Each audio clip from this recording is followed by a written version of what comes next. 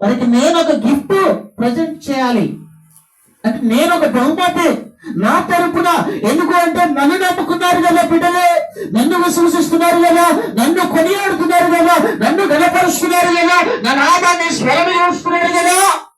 వీరికి నేను ఏమి ఇవ్వాలి అంటే ఆశీర్వాదం అనేటువంటి గిఫ్ట్. ఏ గిఫ్ట్? ఆశీర్వాదం అనేటువంటి గిఫ్ట్ దేవుని చేతిలో దాచబడినాయి.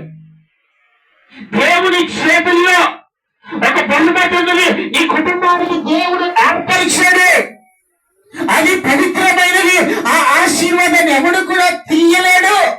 ఒకసారి దేవుడు ఆశీర్వాదం పొందుకుంటే అది ఎవడి వల్ల కూడా సాధ్యము కాదు. ప్రియ దేవుని బిడ్డలారా, ఈ తపస్కాలంలో ఉపవాసము ద్వారా ఆయన సన్నిధికి మనము నడిపించబడ్డాము కనుక దేవుడు నీకు చెబుతున్నటువంటి మాట, దేవుడు వారిని అనగా నిన్ను ఆశీర్వదించిన. రెండవదిగా నిన్నంట అభివృద్ధి పొందిస్తాడంట, విస్తరింపజేస్తాడంట.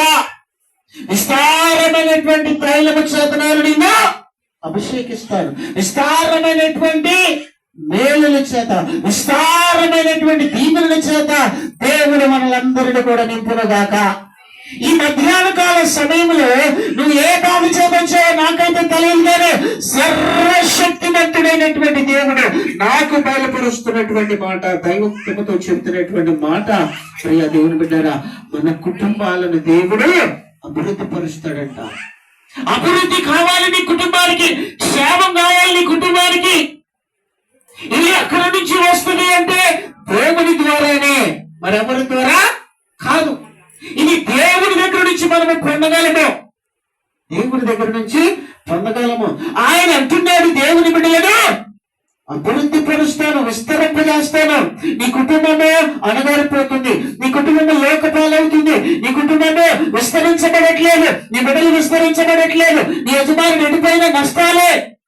నువ్వు ఏ పనికి వెళ్ళినా ఎదురే నీకు ఎదురవుతుంది కానీ